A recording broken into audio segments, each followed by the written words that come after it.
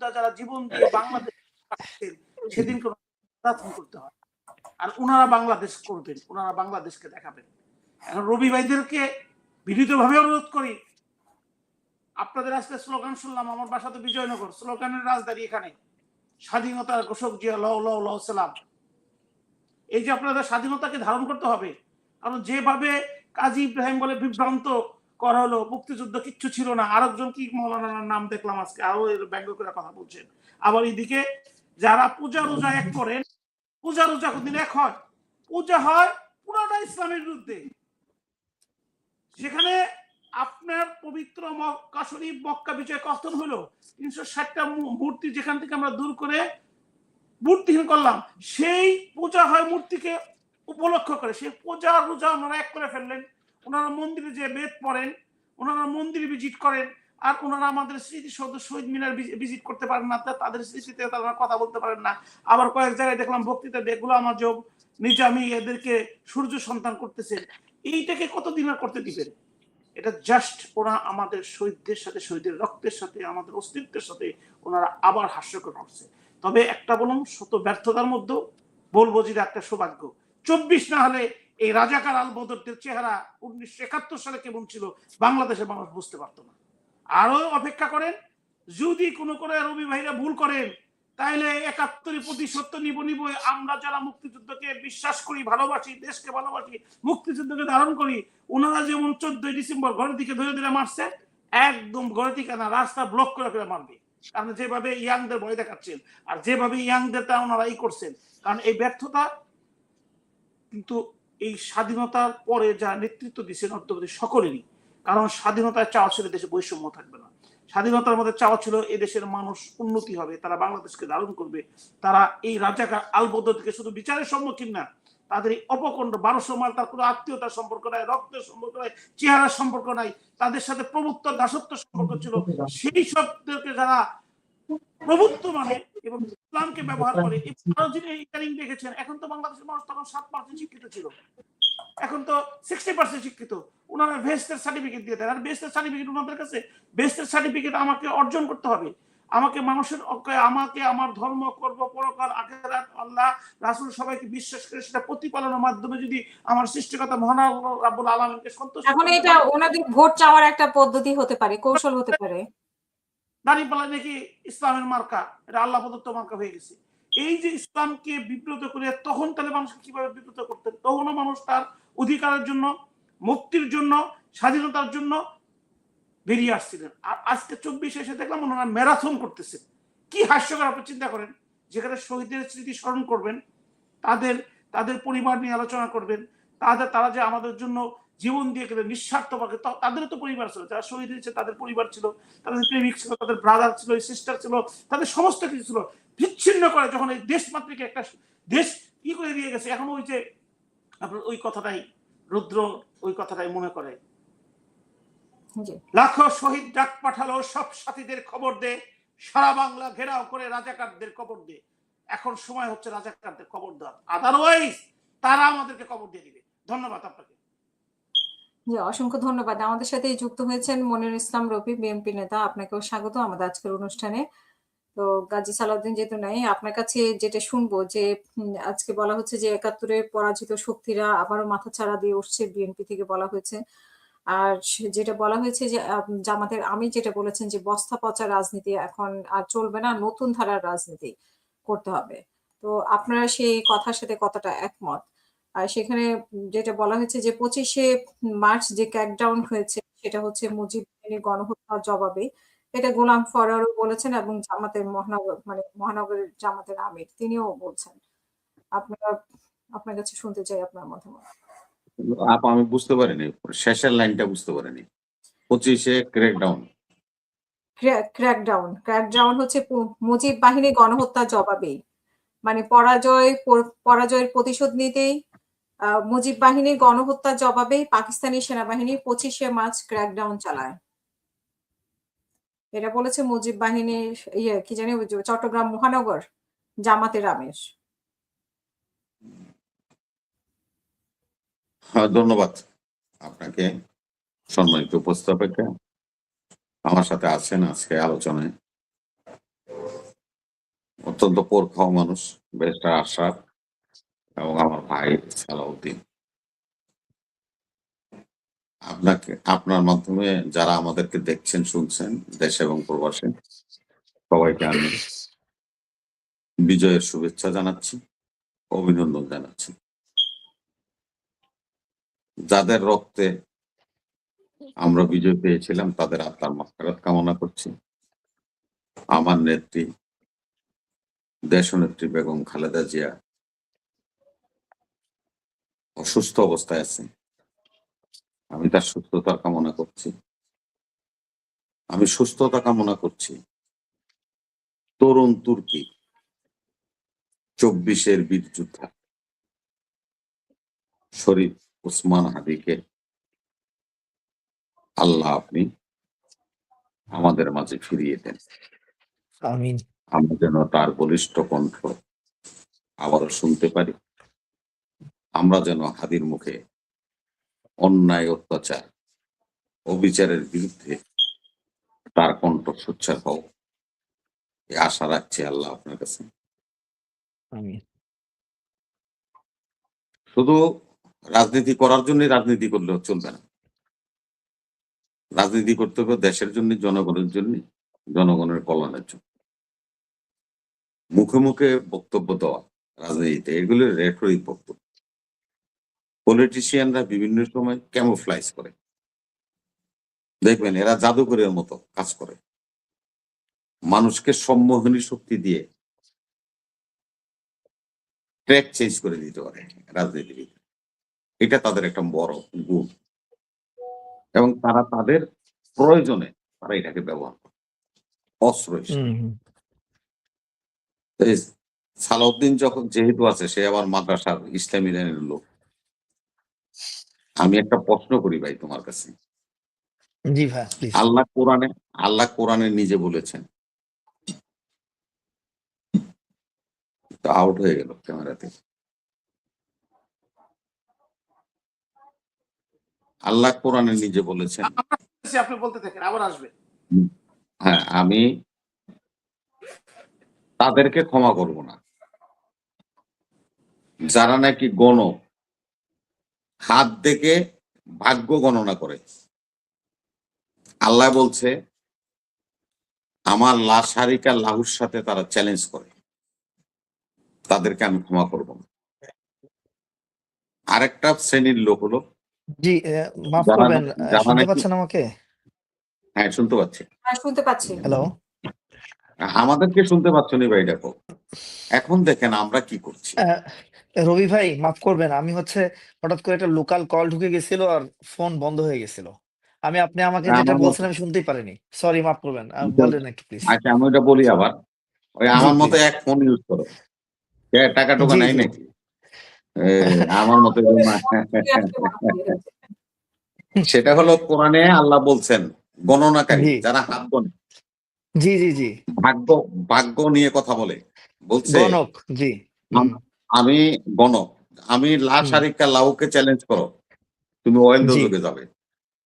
Musician যারা জি, জি। মানুষকে ক্যামোফ্লাইজ করে, ভুল ধারণা দেয়, আল্লাহ বলছে আমাকে চ্যালেঞ্জ করো, তুমি অয়েল দোজখে যাবে। জি, আমরা মানুষকে ক্যামোফ্লাইজ করি, এটা কিন্তু আমার ধর্ম অ্যালাউড করে না। আজকে যে কথাটা আপনি বললেন, শাহজাহান চৌধুরী সাহেব বলছে, জামাতের আমির, উনি কি ধরনের লোক চট্টগ্রাম অঞ্চলে যাদের বাড়িঘর তারা আপনারা বলতে পারবেন।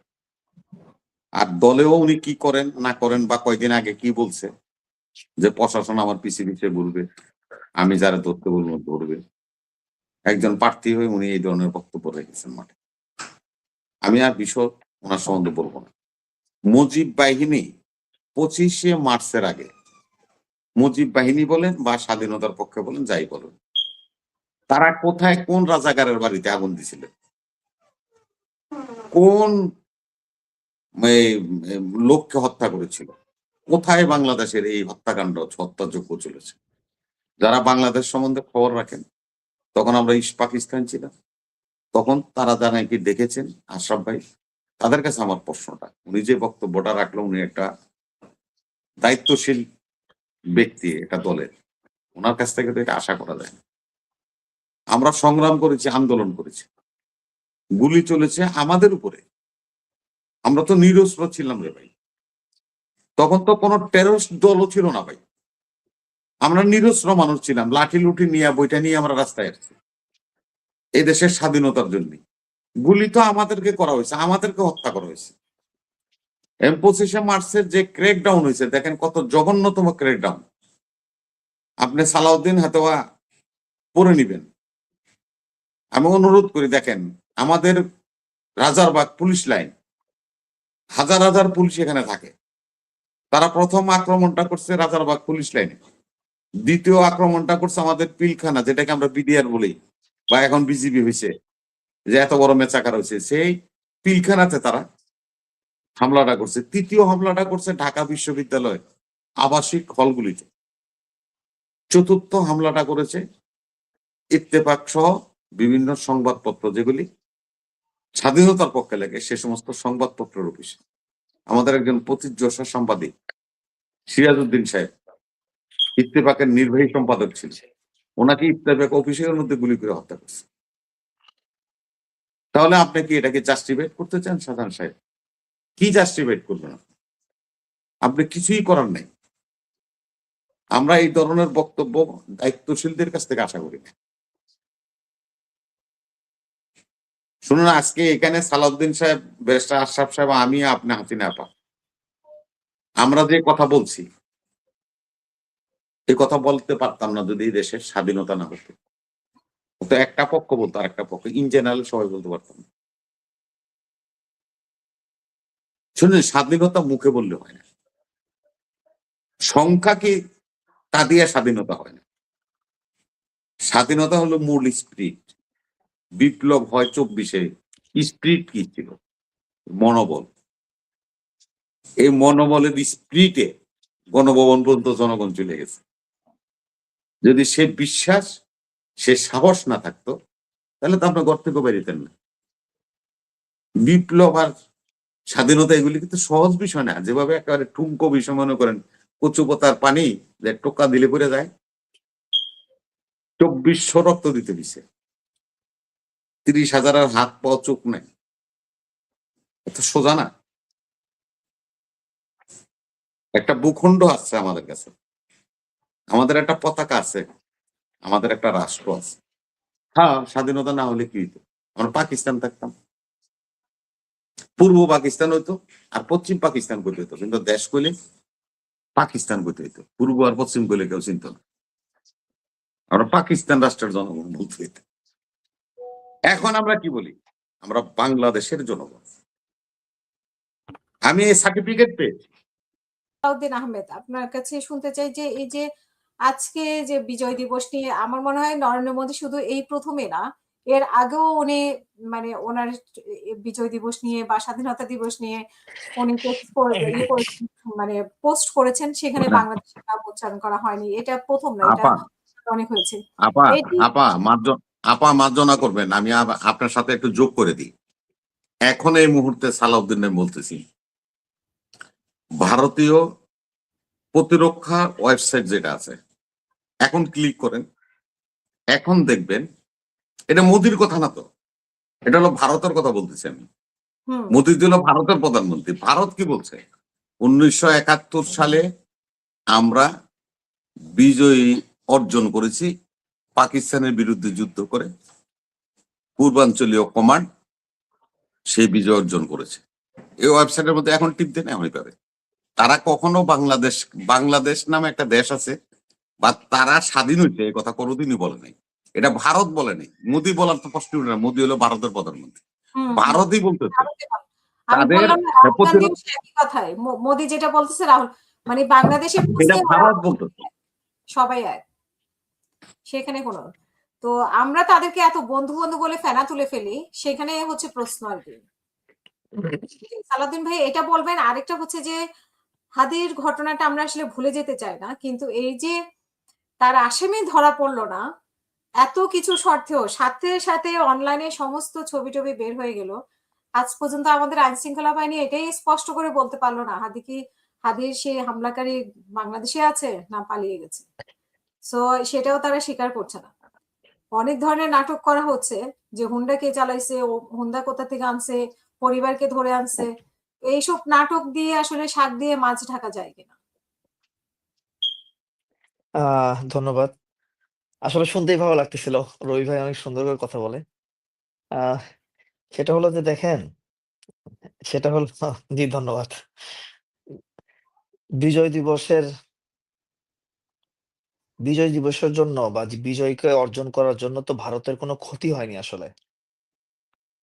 যার কারণে তারা এটাকে একটা তামাশা বানানোর জন্য তামাশা বানাইছে এবং এটা নিয়ে মজা নিচ্ছে। আমরা তো বিজয়ের দিনও খুশি না। আমাদের মনের মধ্যে তো আমাদের হাজার, হাজার যে শহীদ ছিল ওই সময়ের, তাদের স্মরণে তো আমাদের বুক কেঁদে ওঠে। আমরা তো দুঃখ ভারাক্রান্ত অবস্থার মধ্যে চলে যাই। কত মা-বোন নিখোঁজ হইছে। আ সেগুলো সেগুলোর দিকে আমাদের মানসিক অবস্থা তো ভারী হয়ে ওঠে। নিঃশ্বাস ভারী হয়ে ওঠে এই দিন। কিন্তু ওই দিনটাকেই আমাদের উপরে একটা হাসি তামাশার একটা পরিবেশ তৈরি করার জন্য ইন্ডিয়া খুব সূক্ষ্মভাবে এটাকে বিশেষ করে আ মোদী সরকার আসার পরে এটাকে একটা এজেন্সি হিসেবে নিছে। হ্যাঁ, এটা ঠিক যে ভাই যেটা বললেন আমি এখনই সার্চ দিয়েও দেখলাম যে হচ্ছে তারা এটাকে বাংলাদেশকে কখনোই ওন করেনি। ভারতের নিজস্ব আ সাংবিধানিকভাবেই তারা এ এটাকে মনে করে যে পার্শ্ববর্তী একটা দেশ আছে, যেটাকে সিকিমের মতো যেকোনো সময় হস্তক্ষেপ করে আমরা দখল করে নিতে পারবো। সিকিমের রাজাকে যেরকম হচ্ছে আ রয়ের এজেন্টরা বা মোসাদের এজেন্টরা বা অন্যান্যরা এমনকি সিকিমের রাজাকে বিবাহ করছিলেন একজন এরকম মহিলাকে যে নিজে এজেন্ট ছিল। এরকম করে নিয়ে পুরো সিকিমকে দখল করা হইছে। ঠিক এরকম আ লাস্ট 17 ইয়ার্স এ খুব চেষ্টা করা হইছে। কিন্তু আ একেবারে বাংলাদেশের মানুষের ৭১ এর চেতনা যে এখনো বাকি আছে ৭১ এর ওই শক্তি, ৭১ এর আমি দেখিনি। কারণ আমার ৮০ র পরে জন্ম। তো ভাইরা দেখছেন।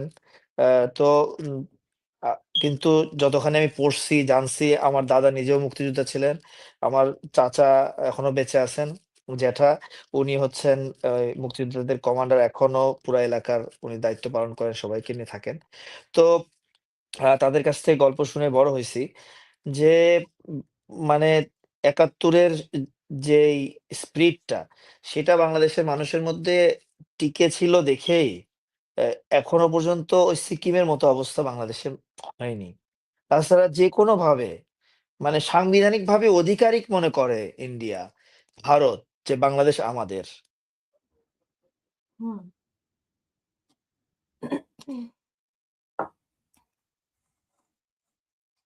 যাই যাই হোক সালাউদ্দিন আপনাকে দেখতে পাচ্ছি না আমি আবারও। ব্যারিস্টার সাহেব আশরাফ ভাই আপনি কি একটু আমরা হেল্প নতুন কিছু করতে চাই। নেট পাই না। হ্যাঁ, কি নতুন করব? কিছু করতে চাই। এত সুযোগ সুবিধা নেইটে তারপরে আপনারা নেইটে নিয়ে সমস্যায় আছেন এখন। কি সালাউদ্দিন ভাই আপনি আছেন? হ্যাঁ, সরি ওই সরি যে মাফ ৪ করবেন। টেলিফোন আপু শুনতে পাচ্ছেন? হ্যাঁ, হ্যাঁ শুনতে পাচ্ছি। হ্যালো, যেটা বলছিলেন যে ভারতের কথা শোনা বলছিলেন। যাচ্ছে? হুম, শুনতে পাচ্ছি। শুনতে পাচ্ছেন কি? হুম, হুম। উনি শুনতে পাচ্ছে না। আচ্ছা আশরাফ ভাই আপনার কাছে শুনি যে এই যে যেটা আমি না সালাউদ্দিন আসছে। ইন্টারনেটের সমস্যাগুলো আসলে কন্টিনিউ করা খুব মুশকিল আমি তো হয়ে যায়। গ্রামে আপু। গ্রামে ও এই যে আচ্ছা সোনাতলার হ্যাঁ, আপনি এখানে। তো নির্বাচন উপলক্ষে আম এখানে অবশ্য আমি নির্বাচনী ক্যান্ডিডেট আমাদের ২ জন আছে। ব্যারিস্টার আশরাফ এবং গাজী সালাউদ্দিন তানভীর। আমরা দুজনকেই চাই যে সংসদ সদস্য হিসেবে যান। এইজন্য বললাম তো, বুলেট তাদেরকে খুঁজছে। আশরাফ ভাই আপনার তো মাইক বন্ধ করা। আপনি যে কথা বলছেন আমরা শুনতে পাচ্ছি না। আমি আগামীকাল ইনশাল্লাহ মনোনয়নপত্র ক্রয় করছি। হুম, কিন্তু আমরা তো স্বতন্ত্র, হয়তো তাই তানভীর ভাই জানেন কিনা আমাদের 1% ভোট কালেক্ট করতে হবে। It's very tough. আমি 2 types election, the most toughest things. আরেকটা টাফেস্ট থিং হচ্ছে যেটা আমি বিগত আমলে ফ্যাসিস্ট আমলে ফেস করেছি। আমাকে তারা বসানোর জন্য এমন ভাবে স্ক্রুটিনাইজ করছে যে দৌত্য চয়ন ভিত্তিতে 10 জন, বুঝছেন রবি ভাই? এই 10 জনকে ধরে হ্যাঁ নিয়ে হ্যাঁ আসতে, তাদেরকে আবার আমার খবর দেয়নি কিন্তু, তাদেরকে ডাকছে, তাদেরকে ইন্টারভিউ নিছে, সিগনেচার মিলাইছে। মানে আল্লাহর কি রহমত, এই 10 জন আমার তো সব একদম জেনুইন সিগনেচার, এই 1%, এবং প্রত্যেকজনই আমার মানে একনিষ্ঠ কর্মী। এদের সাথে পারেনি দিকে আমারটা আপনার এলাও হয়েছিল। তো যাই হোক, ওই দৃষ্টিভঙ্গি থেকে আবার এই 4100 জন, আমার তো 4 লাখের উপরে ভোট, এটা সংগ্রহ করা একটা যুদ্ধের চেয়েও টাফ থিং। তো আমি কালকে এই মনোনয়নপত্র কিনে যাচ্ছি, যেটা আমাদের সোহেল ভাই বললেন, আপনারা তুমি মাফ করবেন, আমি আসলে ইলেকশন যে করি এবং করতেছি, আমি আসলে সৃষ্টিকর্তা জানি আমি উঠতে পারবো কিনা। আমি never depend on anyone, but আমার যে কথাগুলা, আমার যে বক্তব্যগুলা, আমি যেটা বিশ্বাস করি, সেটা নিয়ে মৃত্যুবরণ করলে তো কবরে চলে যেতে হবে। অ্যাটলিস্ট আমি আমার জনগণকে যে বলি যে আপনাদের এটা করা উচিত, আপনাদের জন্য এটা করতে চাই, হয়তো কোনো সন্তান একদিন বড় হবে এই স্বপ্ন নিয়ে। কারণ আমরা রাজনীতির ধারাবাহিকতার বাইরে যাইতে পারি না। যখন আওয়ামী লীগের মধ্যে সত্য কথা বলার চেষ্টা করছি, তখন ওই মানিক সাহেব আমার জেল কাটাইছে 2014-তে, বাংলাদেশে ঢোকার সাথে সাথে। যখনই সত্য কথা বলার চেষ্টা করছি, এলাকায় ঢুকলে পিটাও, বাড়ি ঘর পর্যন্ত ভেঙে দিছি। তো তারপরে যে কারণে আমি বাধ্য হলাম যে 7ই জানুয়ারি আমি একমাত্র পার্সন, 7ই জানুয়ারি ইলেকশন সন্ধ্যা 7:30 আমি দাঁড়িয়ে বললাম যে এই আওয়ামী লীগের সাথে আমার কোনো সম্পর্ক নেই, আমার সাথে মুক্তিযুদ্ধ, বাংলাদেশ সবসময় সম্পর্ক। রাস্তায় পরের দিন ঘুরে ঘুরে বলছি, আর নরকের জন্য নিয়ে আমি ছাড়া কেউ বলেনি, শব্দটা কিন্তু নরকের জন্য নিয়ে আমি বলছি রবি ভাই। অনেকেই ফেরাউন অনেক কিছুই বলছে, কিন্তু নরকের জন্য শেখ হাসিনাকে এটা 8ই জানুয়ারি আমি রাস্তায় ঘুরে ঘুরে বলছি, কারণ আমার একটা কর্মীকে মারছিল পাগল, সে আমার টাক মার্কায় ভোট দেবো দেখে। তো এই তারিখে তো আমার টাক নাই, টাক চলে গেছে, স্বতন্ত্র কি মার্কা আমাদের তানভীর ভাই একটু কথা চলে বলুন। গেছে। আমরা একটু শুনি তানভীর সালাউদ্দিনকে। সালাউদ্দিনের সেটাই, ও যেটা বলছিল যে ও আসলে গ্রামের বাড়িতে নির্বাচনী প্রচারণায় ব্যস্ত আরকি। জি। তানভীর জি সালাউদ্দিন, আপনি জি বলছিলেন ভারতের কথা, আর মানে আমরা উসমান হাদির কথা শুনতে চেয়েছিলাম আপনার কাছে। জি ভেরি টাফ এজন্য কনফারেন্স। হ্যাঁ, এজন্য দর্শক ভাই। এজন্য কখনোই আমি হচ্ছে মানে একটা ছোট্ট স্মৃতিচারণ করি। সেটা হচ্ছে মানে পারিবারিক কারণেই আমাদের এদিকের কিছু মানে প্রথার মতো এরকম ছিল যে অনেকের বাচ্চাদেরকেই দার্জিলিং এ পড়তে পাঠাইতো। দার্জিলিং এ ইংলিশ মিডিয়াম স্কুল ছিল। তো আমারও কিছুদিন অল্প মানে ২-২.৫ বছর এরকম অল্প সময়ের একটা অভিজ্ঞতা আছে সেখানে পড়াশোনা করা। তখন আমি ছোট ছিলাম। তো তখন যখন আমাদেরকে ক্লাস টিচার বা কেউ জিজ্ঞাসা করতো কোন দেশ বা কোন প্রদেশ থেকে আসছো, তো তখন উম মানে তারা সবসময় আ স্টেট ব্যবহার করত। যে হি ইস ফ্রম বাংলাদেশ স্টেট। তারা কখনো কান্ট্রি ব্যবহার করত না। হ্যাঁ? তো আমি হচ্ছে উম উম আমি আমি সে ই মানে তখন থেকেই শিক্ষকদের বলতাম যে, "my um um um the name of my country is Bangladesh. This is not a state. This is Bangladesh. This is মানে আ ন্যাট সেটা একটা স্বতন্ত্র দেশ। এটার মধ্যে মানে অন্য কোনো স্টেট নাই। এটা শুধুমাত্র একটা দেশ।" তো তখন তারা হাসতো। অন্যান্য ছেলেরাও হাসতো এবং এটা নিয়ে খুব ক্রিটিসাইজ করত। ছোটবেলাতেই মন মানসিকতা নষ্ট করে দিত। হ্যাঁ? তো আমার খেয়াল আছে আমার এক বন্ধু ওখানে পড়ছে কিছুদিন। সে যখন বাংলাদেশে আসছে, সে প্রায় ৮-৯ বছর পড়ছে। সেখানে ও লেভেল, এ লেভেল শেষ করে আসছে। এরপরে আমেরিকায় চলে গেছে। তাকে যখন জিজ্ঞাসা করতাম আমি যে, "তোর হচ্ছে বলতো কি বলে বাংলাদেশের ব্যাপারে ওখানে কি ধারণা চলতেছে?" তো তখন এভাবে বলত যে, "আমরা যত বড় ক্লাসে" আমি তো ছোট ক্লাস পড়ছি 2-3 কিন্তু ও তো ম্যাট্রিক পর্যন্ত পড়ছে। তো একদম তাদেরকে খুব শক্তভাবে এটার উপর করা হতো যে, "দেখো পার্শ্ববর্তী যে বাংলাদেশ এটাকে কোনভাবে ছিনায় নিয়ে গেছিল পাকিস্তান। এটাকে ৭১ এ আমরা আবার ফিরায় নিয়ে আসছি। কিন্তু এটাকে আমরা স্বাধীন একটা অবস্থায় রাখছি। কিন্তু এটা আসলে ভারতের অঙ্গরাষ্ট্র।" তো স্কুল কলেজগুলোতে এভাবেই শেখানো হয়। তাদের ইতিহাসগুলোতে, পাঠ্য বইগুলোতে এভাবেই লেখা আছে। বাংলাদেশ নামে কোনো স্বতন্ত্র দেশ হিসেবে লেখাই নাই। তো সেটার বিপরীতে যারাই ভয়েস রেইজ করবে, ওসমান হাদির মতো তাদের প্রত্যেকেরই একই অবস্থা তারা করার চেষ্টা করবে। হয় তাদেরকে এভাবে গুপ্ত ঘাতকের মাধ্যমে মারবে, না হলে তাদের জীবন নাশের কোনো একটা ব্যবস্থা করবে, পঙ্গু বানায় ফেলবে, অথবা তাদেরকে বিতর্কিত ব্যক্তিতে পরিণত করবে। বিভিন্নভাবে বিতর্কিত করার জন্য চেষ্টা করবে। সেটা আর্থিকভাবে হোক, নারী কেলেঙ্কারি ভাবে হোক, অথবা অ্যা অন্য যেকোনোভাবে হোক। তো মোদি যে আজকে এটা করছে, এইটা কিন্তু শুধু যেটা ভাই বললেন, এটা কিন্তু শুধুমাত্র মোদির কথা না, এইটা পুরা ইন্ডিয়ারই কথা। আর এটা এই এস্টাবলিশমেন্টই তারা এতদিন করে আসছে, যেটা বঙ্গবন্ধু স্বীকার করেই বাংলাদেশে ঢুকছিলেন। শেখ মুজিবুর রহমান বাংলাদেশে স্বীকার করেই সেটা হচ্ছে ইয়াতে কি বলে ঢুকছিলেন উনি ইন্ডিয়া থেকে। ওই পানি পড়া খেয়েই উনি বাংলাদেশে আসছে। খারাপ লাগবে কথাটা শুনতে, উনি ওই বক্তব্য দিয়ে তারপরে বাংলাদেশে আসছেন যে আপনাদেরই রাষ্ট্র, আপনারা যেটা আমাকে দায়িত্ব দিচ্ছেন ওই দায়িত্ব পুরা করার জন্য আমি যাচ্ছি।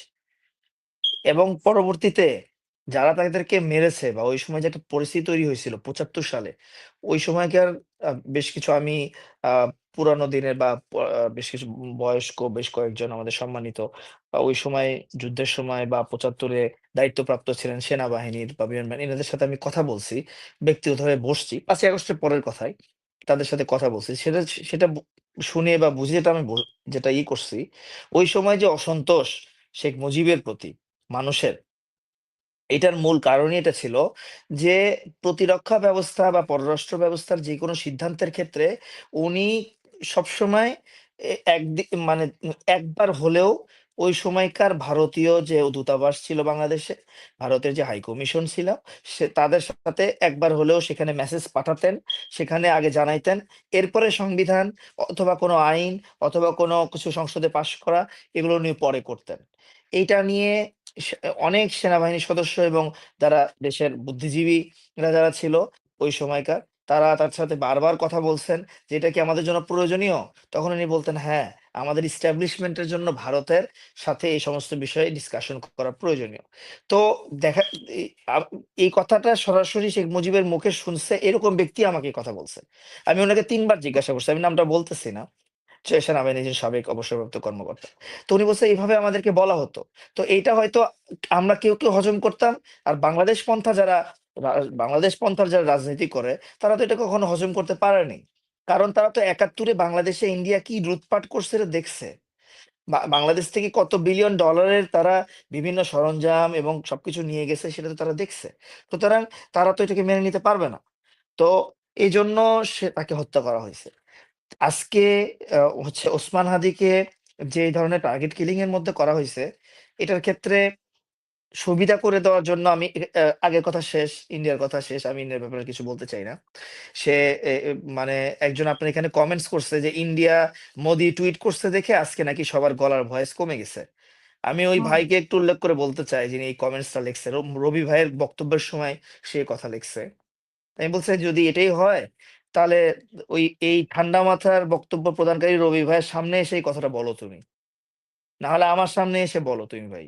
তুমি কে এমন আসছো যে মনে করতেছো যে আমাদের এই নরম ভাষার বক্তব্য মোদির টুইটস এর কারণে আমাদের বক্তব্য নরম হয়ে গেছে। আর হচ্ছে ওসমান হাদির ওই যে ভাই যেটা বললেন গলা দিয়ে একটা গুলি করছো আর তাকে আবার পালায় নিয়ে যেতে হয়েছে। আরে এই হিটলারের সৈনিকরাও তো পালাইতো না, সুইসাইড খাইতো, বিষ খেয়ে মরে যেত। তোমরা তো হিটলারের সৈনিকের মতো না।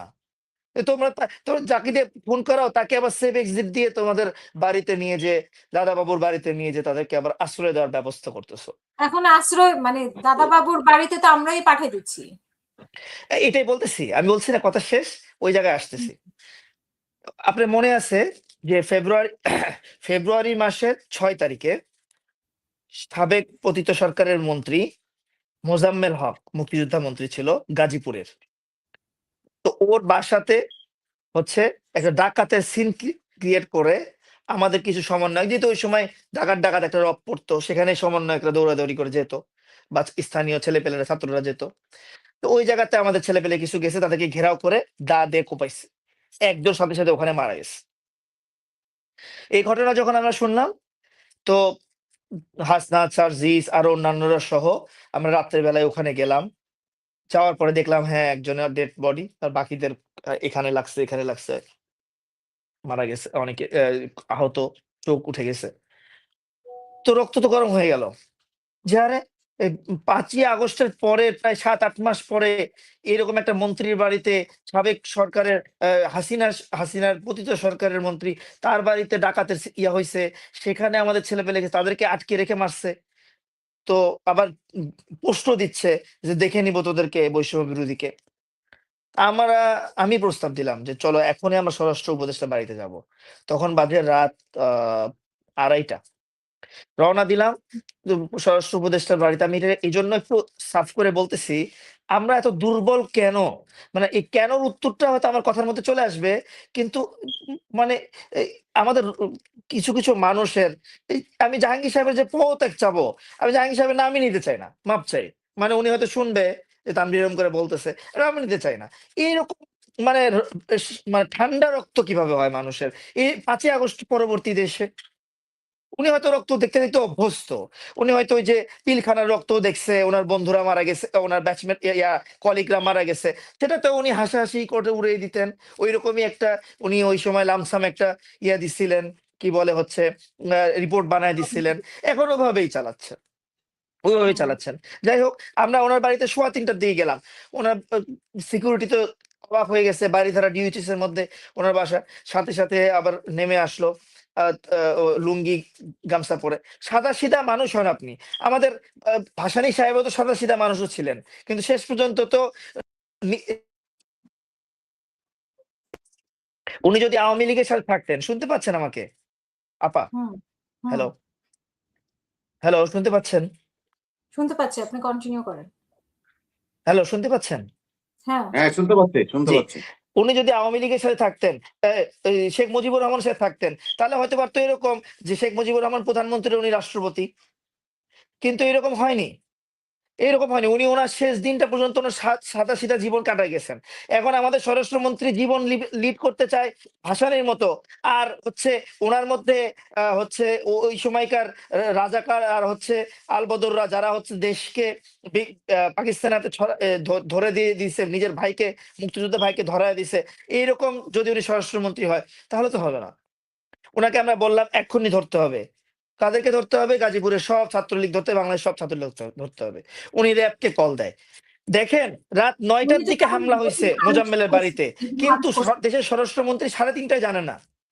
হুম। রাত 3:30 বাজে উনি জানে না। এই হলো অবস্থা। এরপরে উনি বললো 11টার দিকে আমি মিটিং ডাকতেছি আর সবাইকে অ্যালার্ট করে দিচ্ছি। 11টার দিকে মিটিং ডাকলো। 11টার দিকে মিটিং এ হচ্ছে হাসনা, সার্জিস আর আমি গেলাম, 3জন প্রতিনিধি হিসেবে গেলাম। সেখানে যাওয়ার পরে সেখানে বাংলাদেশের সব ধরনের টপ ইন্টেলিজেন্সির হেডরা ছিলেন। সেনাবাহিনী প্রধানের পক্ষ থেকে পিএসও মহোদয় ছিলেন, আইজিপি মহোদয়, সবাই। তারপরে 3-4জন উপদেষ্টা ছিল, আজিজুর রহমান সাহেব, উনি, আরো কয়েকজন ছিল স্বরাষ্ট্র উপদেষ্টা সহ। সবাই বলতেছে হ্যাঁ ঠিক আছে, আর্মিকে ম্যাজিস্ট্রেসি পাওয়ার দেওয়া হয়েছে, আর্মিকে সুযোগ দেওয়া হয়েছে, কিছুদিন আমরা দেখি, হ্যাঁ এরকম কিছু বিচ্ছিন্ন ঘটনা ঘটবে। যখনই জাহাঙ্গীর সাহেব এই কথা উচ্চারণ করছে বিচ্ছিন্ন ঘটনা, আমি চুপ ছিলাম। প্রায় 40 মিনিট মিটিং হয়ে গেছে, আমি কিচ্ছু বলিনি। হাসনাত তার গরম বক্তব্য দিছে, সার্জিস তার সুন্দর ভাষায় বক্তব্য দিছে, ওরা বিতর্কিত ছিল। আমি চুপ শুনতেছি।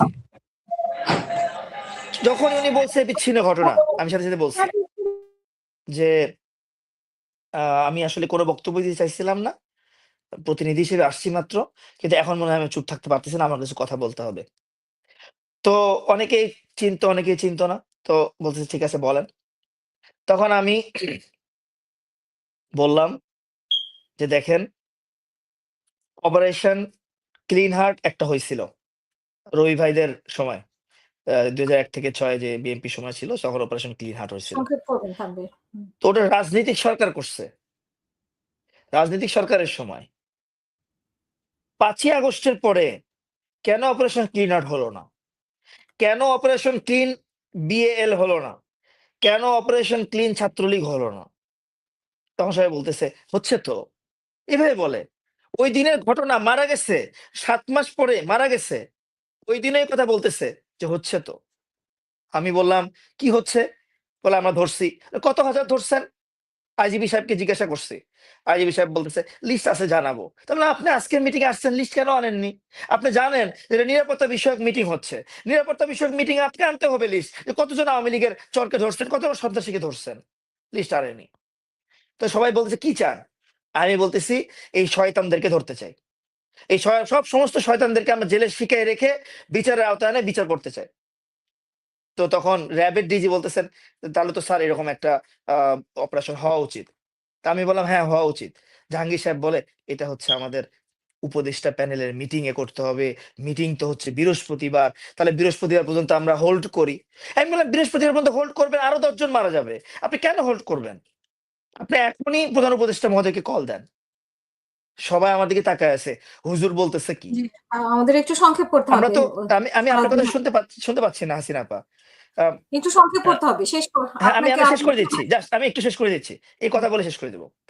সেটা হচ্ছে যে এরপরে আহ, সবাই বলছে তাহলে কি করা যায়, আর আমার একটু ইয়ে হয়ে গেছে। তাই আমি বললাম দেখেন আমি হুজুর না, আমি চুয়েটে পড়াশোনা করছি, চিটাগাং ইঞ্জিনিয়ারিং ইউনিভার্সিটিতে পড়াশোনা করছি। আমরা ইঞ্জিনিয়ারিং বুঝি, আপনাদের আমলাতান্ত্রিক ইঞ্জিনিয়ারিং বুঝি, এখন পলিটিক্স করতেছি, পলিটিক্যাল ইঞ্জিনিয়ারিং ও বুঝি, আবার সিভিল ইঞ্জিনিয়ারিং এর পড়াশোনাও আছে। তা আমরা যদি ইঞ্জিনিয়ারিং বুঝি এটা বলেন না, তো কি করতে হবে? বলে, এখনই অপারেশন ই করেন, কি বলে ঘোষণা করেন। তাহলে তো এটা তো প্রধান উপদেষ্টা মহোদয়কে একবার হলে বলতে হবে। সো ইজি, আপনি ফোন করেন প্রধান উপদেষ্টা মহোদয়কে। তো তখন পিএসও আর অনেকে বললো যে স্যার তাই মনে হয় করলে ভালো হয়। ওই মিটিং এ প্রধান উপদেষ্টাকে কল দিল। প্রধান উপদেষ্টা মহোদয় যখন শুনলেন যে হ্যাঁ এরকম একটা মানে অপারেশন চাচ্ছে ছাত্র প্রতিনিধিরা অথবা অন্যান্য অফিসাররা, উনি বলেন খুবই ভালো, এটা নামকরণ করো। তা উনি ফোনে কথা অবস্থায় আমি ভাই বললাম যে স্যার প্রধান উপদেষ্টা মহোদয়কে এটা বলেন যে এটার নাম আমরা অপারেশন ডেভিল হান্ট রাখতে চাই, শয়তান ধরবো, শয়তান ধরবো, অপারেশন ডেভিল হান্ট। ওই প্রধান উপদেষ্টা মহোদয়ের নাম শুনে খুশি হয়ে গেলেন, বলে এখনই করো। আমরা প্রধান উপদেষ্টা ডক্টর মোহাম্মদ ইউনূস সাহেবকে অনেক কিছু থেকে গায়েবে রাখি। এই যখন বিএনপির প্রতিনিধিরা যায়, জামাতের প্রতিনিধিরা যায়, বা এনসিপির প্রতিনিধিরা যায়, ওই 1-2 ঘন্টা একটু, 1 মাসে 1-2 বার দেখা সাক্ষাৎ করে, ওই 1-2 দিনের মিটিং এ দেশ চলতেছে জানেন। আমার খারাপ লাগতেছে কথা বলতে।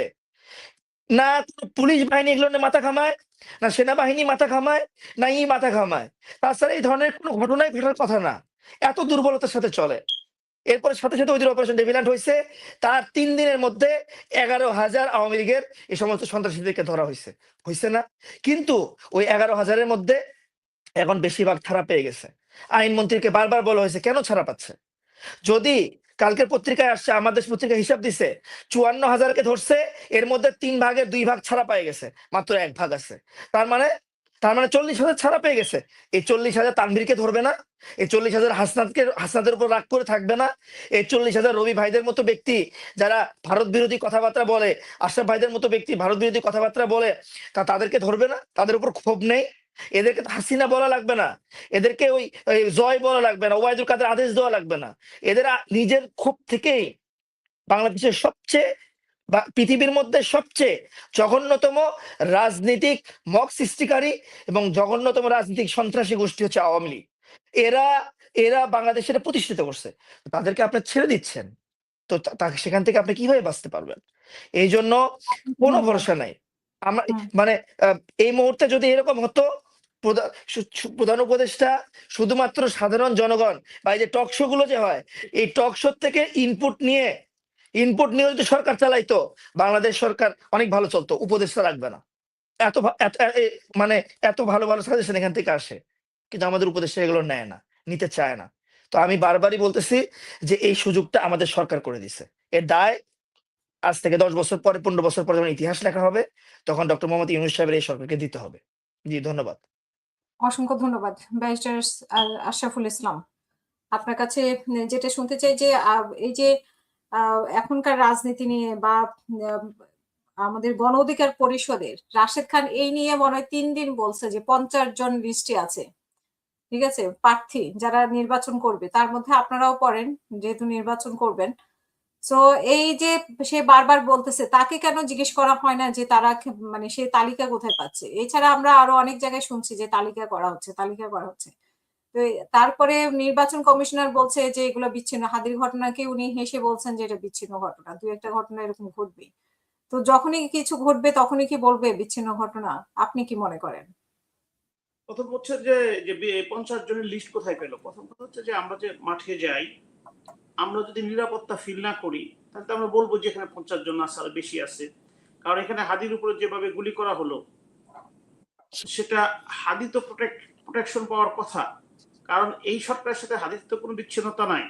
হাদিকে যদি এইভাবে প্রকাশ্য দিবালোকে 2:15 সময় শুক্রবারে ঢাকার রাজপথে মারা হয়, তো এই হাদি টাইপের যারা কথা বলছে এই ফ্যাসিস্টের আপনি বিরুদ্ধে, নিজেও একজন যে বলছেন আপনি, আমি তো সবসময় বলি এবং বলি যে মানে আপনারা যে তিনজনে আছেন তিনজনই বলেন, হ্যাঁ তা যে কথা আপনাদেরকে যদি এভাবে ইয়ে করা হয় তো সেটা বিচ্ছিন্ন ঘটনা হবে নাকি?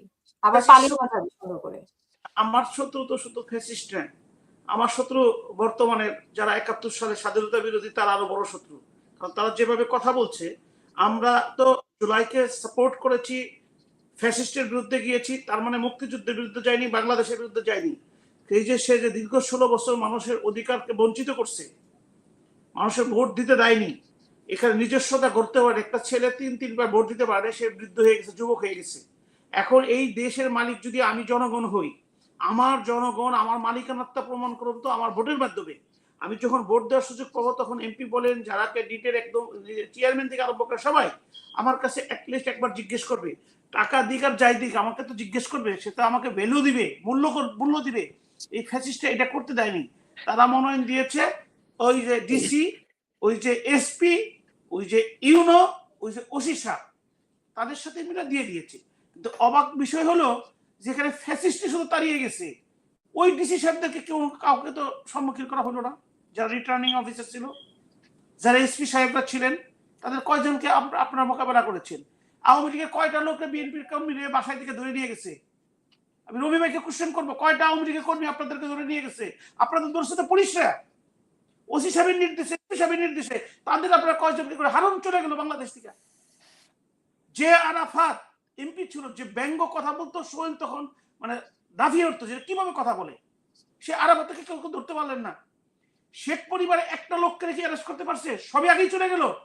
তার মানে যদি চলে যায়, এখন যারা আছে, এখন তো মনে হচ্ছে আমরা আর মামুরা মরতেছি, তো আমরা যারা প্রতিবাদ করে দেশের কথা বলছি তারা, আমরা মামুরা সব এক।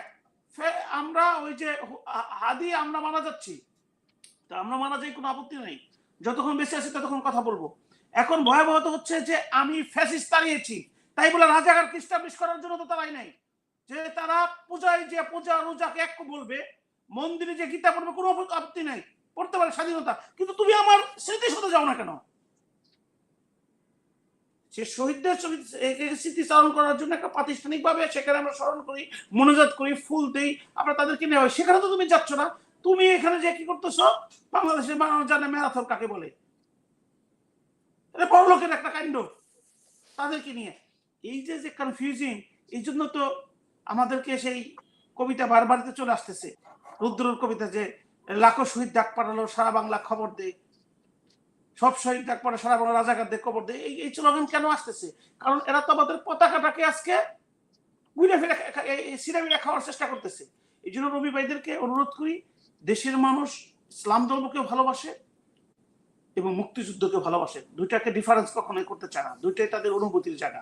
এখন এরা আজকে ঢাকা ইউনিভার্সিটি থেকে আরম্ভ করে বিভিন্ন ইউনিভার্সিটিতে যে রাজাকার আলবদর, যারা 1971 সালে পাকিস্তানদের সাথে ছিলেন, যারা আমাদেরকে ভুলে গিয়েছিলেন, যারা নেতৃত্ব দিয়েছিলেন, তারা তাদের শক্তি প্রয়োগ করেছিলেন, তারা তো এই আমার জুলাইকে অপমানিত করতেছে, তারা শহীদদের অপমানিত করতেছে।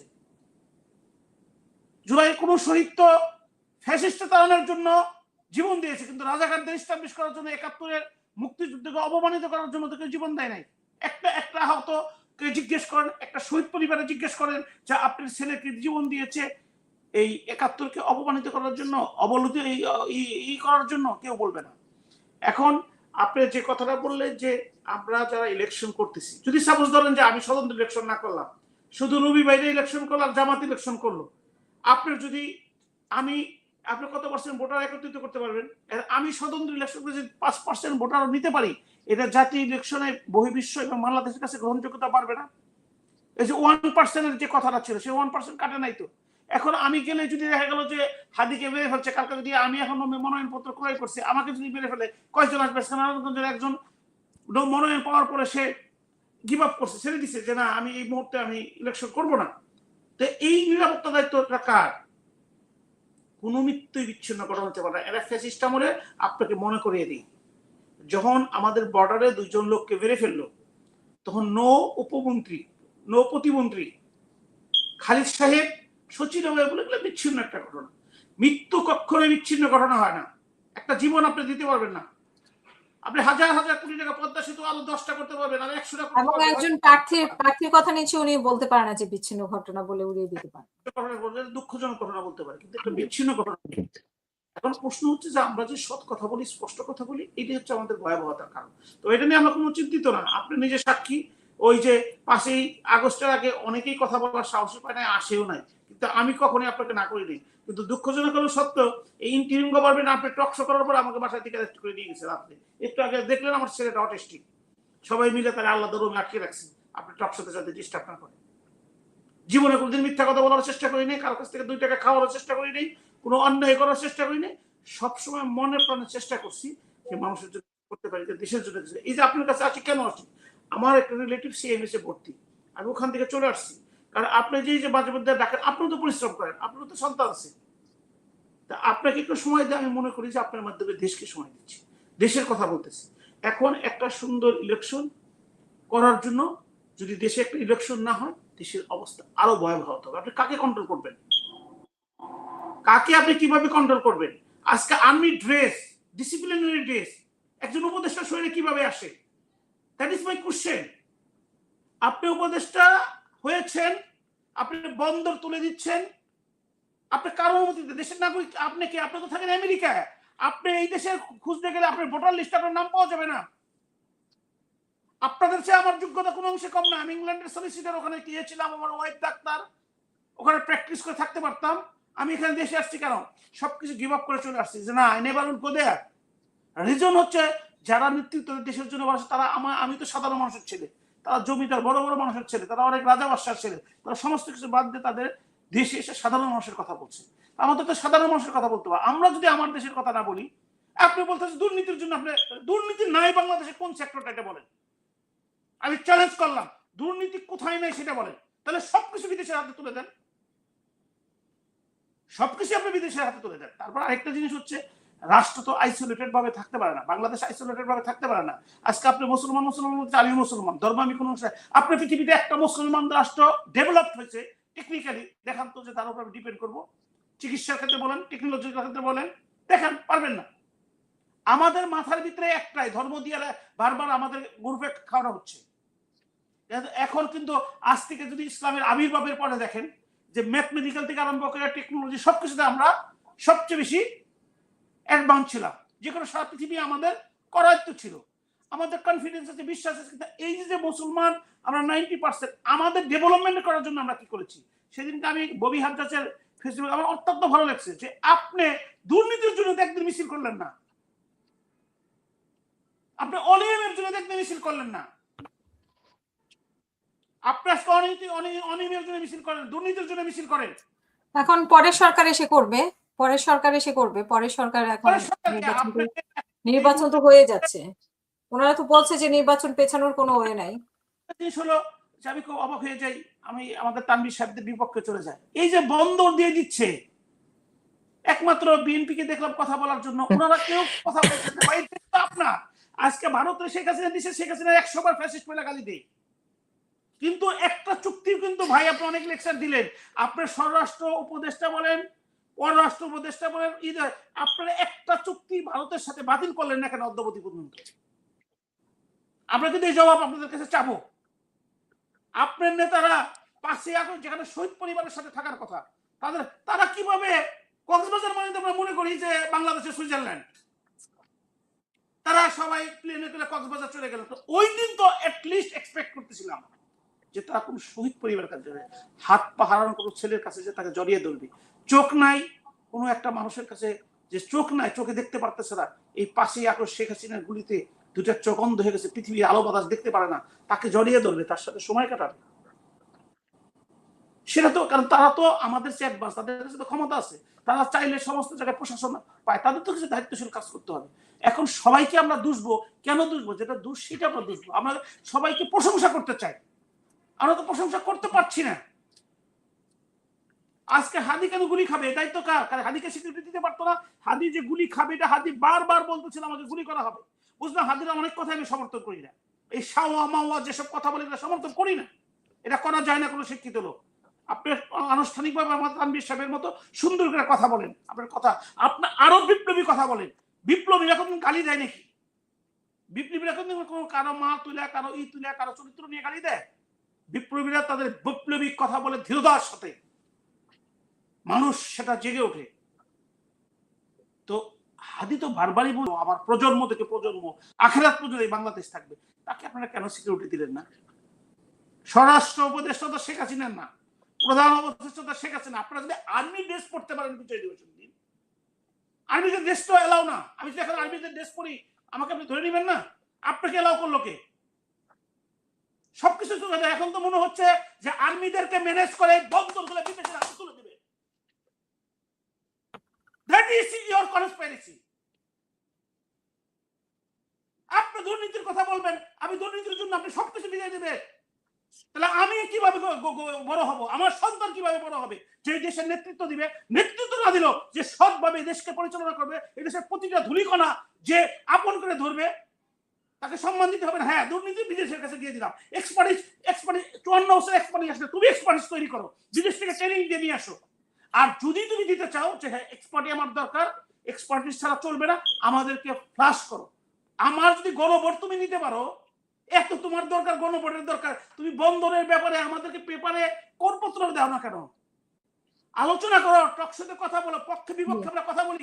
তোমাদের লোকগুলো যারা সরকারি আমলা আছে তারা পক্ষে কথা বলুক যে হ্যাঁ এই বন্দর অমুককে দেওয়া যায়, এই দিলে এই উপকার হবে, এই ডেভেলপমেন্ট হবে, এতদিনের জন্য দিচ্ছি, এই হচ্ছে কন্ডিশন। আমি যদি রাষ্ট্রের মালিক হই, তোমার মধ্যে কি ক্লোজ আছে, কি কন্ডিশন গুলো আছে, কোনটা হাইড আছে, কোনটা প্রকাশ্য আছে, সেটা আমি জানবো না? সেটা আমি জানবো কিনা? তোমরা বিদেশ থেকে আসছো, বিদেশে চলে যাবা। আজকে ইস্ট ইন্ডিয়া কোম্পানি কাদের মাধ্যমে আসছিল? কাদের মাধ্যমে? এখানে 200 বছর আমাদের মাধ্যমে কিন্তু করেছে, অন্য কারোর মাধ্যমে না। এখন তোমরা উইরা চলে আসলা স্টারলিং নিয়ে, সবকিছু তোমরা সমস্ত জ্ঞানী, তোমরাই দেশপ্রেমিক। আর আমরা রবি ভাইরা রাত করে জায়গা থাকে আমরা হাহা করি, আমরা দেশপ্রেমিক। আমাদের মধ্যে আমি তো চ্যালেঞ্জ করে বললাম যে আমি দেশপ্রেমের ক্ষেত্রে যে জীবনে যতটুকু বয়স অতিক্রম করেছি, জ্ঞান হওয়া থেকে আরম্ভ করে কখনোই কোনো অন্যায়, কোনো অসৎ, কোনো দুশ্চরিত্র কাজের মধ্যে কখনো তাকাই না। কারণ আমার কে মানুষ এক সময় আমাকে নিয়ে যাতে সমালোচনা করে না করে যে বেটা দেশের কথা বলে, তুই তো একটা টাউট। যে মানুষ যদি বলে যে না, দেশকে ভালোবাসতে হলে তাকে অনেস্ট থাকতে হবে, দেশকে ভালোবাসতে হলে সৎ থাকতে হবে, তাকে নিবেদিত থাকতে হবে, তাকে সমস্ত স্বার্থের বাইরে চলে আসতে হবে ইলেকশন এই কথাগুলো বলার জন্য। পাবলিক আমাকে ভোট দিবে কি দিবে না সেটা আল্লাহ জানে, কিন্তু আমার বলার অধিকার তো আছে। আমি যদি রাস্তায় না জানি, আমি ওজন না করলে নামাজ পড়ব, নিরাপত্তা তো দিতে হবে রাষ্ট্রের। এখন নিরাপত্তা দিতে হবে না? আজকে তো আমি তো শঙ্কিত যে আমি যে মনোনয়নপত্র কিনা ঢোক ডাল দিব, আমার যদি গুলি করে মেরে ফেলে, চুপে চুপে মনোনয়নপত্র কিনতেছি, চুপে চুপে যা জমা দিব, তাহলে এই নিরাপত্তাটা কে দিবে? 1% আমি আমার লোক কর্মীদের বললাম যে হই হল্লা কই না, প্রচারণাটা চুপি চুপি চালাতে পারবেন না, জমা না হয় মা বলেন, আমার পরিবার বলেন, আমার বন্ধু বান্ধব সবাই শঙ্কিত, কেন তুমি ইলেকশন করবা? আজকে ইলেকশন হচ্ছে বাংলাদেশে, এখন তো অনেকে নির্বাচনে দাঁড়াতেই ভয় পাচ্ছে, মানে নমিনেশন সাবমিট করতে ভয় দেখে আমি নির্বাচন করছি। আমাকে প্রতি মুহূর্তে বলতেছে তো এইসব কিছুর মধ্যে আসার দরকার নাই। আমি বললাম যে মৃত্যু তো অবদার্থ, কালকে আমার নানি মারা গেছে, তাকে কবরে রেখে আসলাম। মৃত্যু হচ্ছে আমি ওইখানে কবরের মধ্যে ওই জানাজা যে বক্তৃতা দিলাম যে আল্লাহর অন্যতম রহমত হচ্ছে মৃত্যু। মৃত্যু যদি না আসতো মানুষ কত বেপরোয়া হয়তো জানতো না। এটাই তো তাদের সফলতা, ভয় ঢুকিয়ে দেওয়া। আমি আমার সন্তানগুলোকে মানুষ করলাম, আমি তাদের কাছে অবহেলা ছিল, এর চেয়ে কঠিন কি আছে? মৃত্যু না থাকলে তো আমি সারা জীবন অবহেলার মধ্যে থাকতাম। অর্থাৎ মৃত্যু হচ্ছে, আশা ভাই শেষ করবেন প্লিজ। সেটাই আমি বলবো যে বাংলাদেশকে সকলের ধারণ করতে হবে, বিশেষ করে মুক্তিযুদ্ধ ছাড়া বাংলাদেশ ধারণ করা যায় না। এখন ভারত আমাদেরকে সাহায্য করছে, তারা তাদেরকে লিখ দিব, সেটা আমার বিষয়টা। কিন্তু দুঃখ হয় কি জানেন, যারা বিজয় দিবসে, আমি শব্দগুলো উচ্চারণ করতে পারবো না, যেসব শব্দ ইউজ করে তারা ভারতেরই দালাল। আপনি যদি মনে করেন যে মুক্তিযুদ্ধে হয় নাই, আপনি যদি মনে করেন বিজয় দিবসে কিছু না, আপনি যদি এটাকে অবজ্ঞা করেন, তাহলে তো ভারত যে দাবি করতেছে যুদ্ধ আমাদের আর পাকিস্তানের সাথে হয়েছে, তাহলে তো আমরা নাই হয়ে গেলাম। এখন আপনি একসাথে মিলিয়ে দেখেন, যারা বাংলাদেশকে বিশ্বাস করে না তারা মুক্তিযুদ্ধের কথা বলছে না, দ্যাট মিনস তারা ওই যে তাদের ভাই ভারত আর পাকিস্তান তাদের সাথে মিলে যাচ্ছে।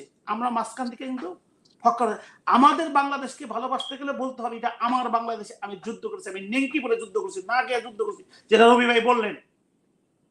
সেইভাবে যুদ্ধ করে এই দেশ কারো দয়ে আসে নাই।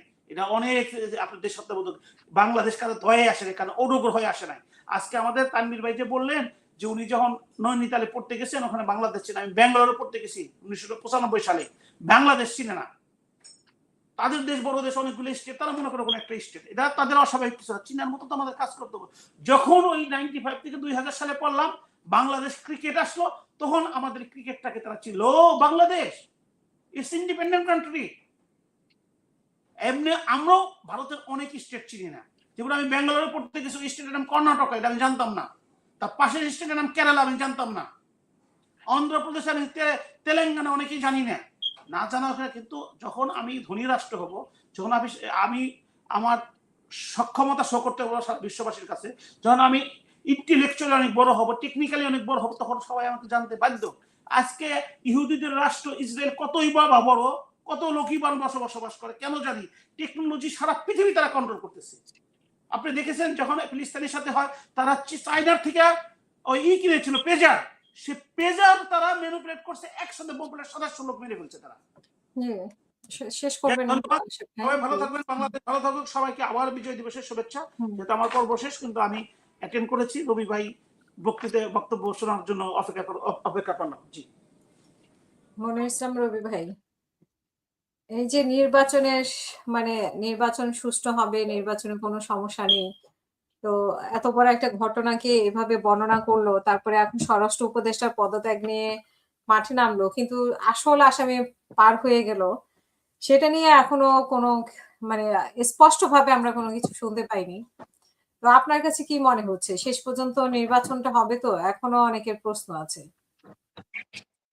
এবং কতটা আতঙ্কের মধ্যে হবে? ধন্যবাদ আপনাকে। সালাউদ্দিন বললো যে একজনে কি জানি কমেন্টস করছে, সে গলায় সুর নেমে গেছে মোদির গলা শুনে শিখেছিলাম, এটা ধরে একেবারে সহায় দিয়েছি, সবার লোকের সাথে চাওয়াবাজি করবো না। শুনেন, 1947 যখন দেশ বিভাগ হয়েছে, দেখেন পাকিস্তানের স্বাধীনতা দিবস হলো 14 তারিখ, ভারতের স্বাধীনতা দিবস কিন্তু 15 তারিখ, একদিন পরে কিন্তু ভারত স্বাধীন হচ্ছে। লর্ড মাউন্টন ব্যাটেন চিন্তা করছিল, আরো যদি 5 দিন পরে ভারতকে স্বাধীনতা দিত, তাহলে আমাদের নিজামের স্টেট ভারত দখল করে নিতে পারত না, আমাদের কাশ্মীর দখল করে নিতে পারত। বল্লভভাই প্যাটেল নেহরুরে বলছিল যে কেন তুম মাশরাবি পাকিস্তান মে সোলজার নেই বেচতে হও, কারণ পূর্ব পাকিস্তানে এখনো সোলজার পাঠাচ্ছ না কেন?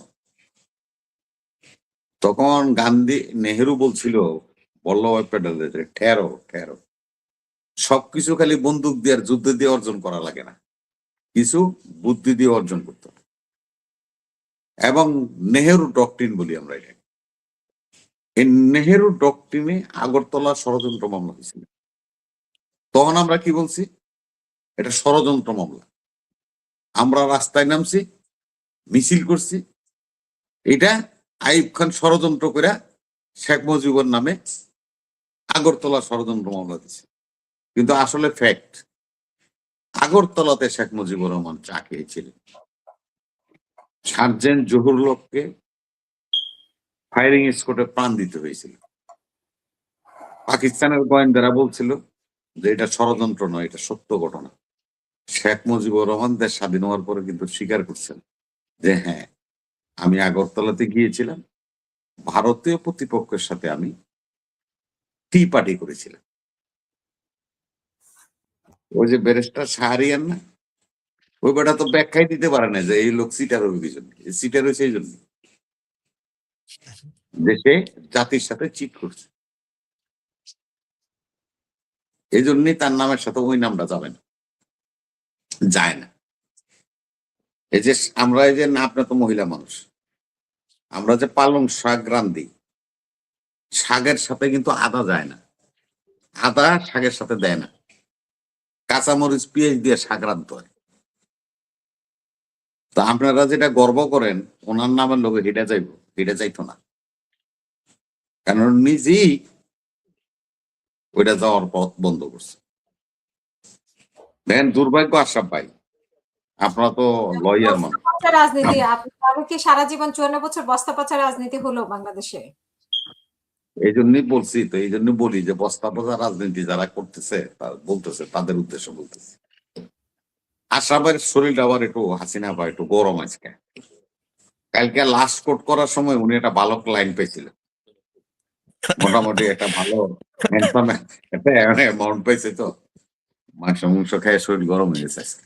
না না, একটু বলি যে কথা বলছেন, এই কথা কইলে আপনারা যে 5ই আগস্টে আমরা যে আন্দোলন লোকজন আমাদেরকে ধরে পিটাইবো, কোর্টে মামলা করি মেরিট, আমার বাইকটা গেলে 40,000 দিচ্ছে, কোর্টে কোনো মামলা নাই তার বিরুদ্ধে। না ইনভেস্টিগেশন না, বলতে 40,000 না। আরে আশরাফ ভাই, কালকে আপনি কিন্তু ফাইলিং লইয়েন না, আপনি খালি যায় মোশন করছেন, 1 লাখ টাকা পাইছেন, যাকে এটা আর কইতাম না। না, কালকে আমার নানি মারা গেছিল, আমি ওনার নানি মারা গেছে কালকে। কালকে না, আল্লাহ এটা জান্নাতবাসী করুক। পরশুদিন। হ্যাঁ।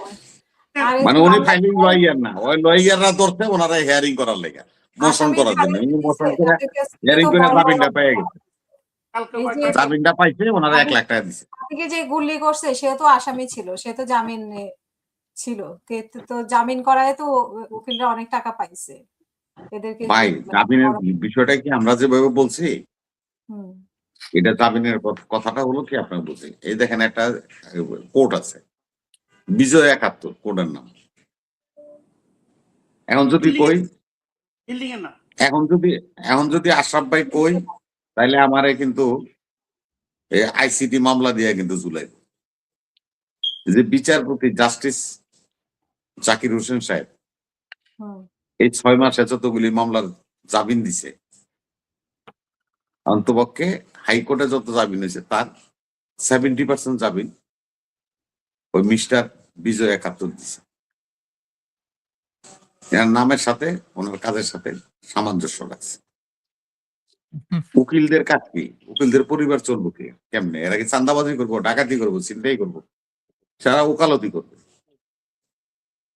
সে হলো পেশাজীবী মানুষ, যে কোনো ক্লায়েন্ট ওনার কাছে যান, চোর ডাকাত বদমাশ, ওনার চাকরিটা কি, ওনার বিষয়টা কি? উনি তো ওকালতি করে, এটা তো ওনার পেশা রে ভাই। এটাকে আপনার রাজনীতির সাথে গুলিয়ে ফেলার ঠিক না। যাও ওইদিকে গেলাম না।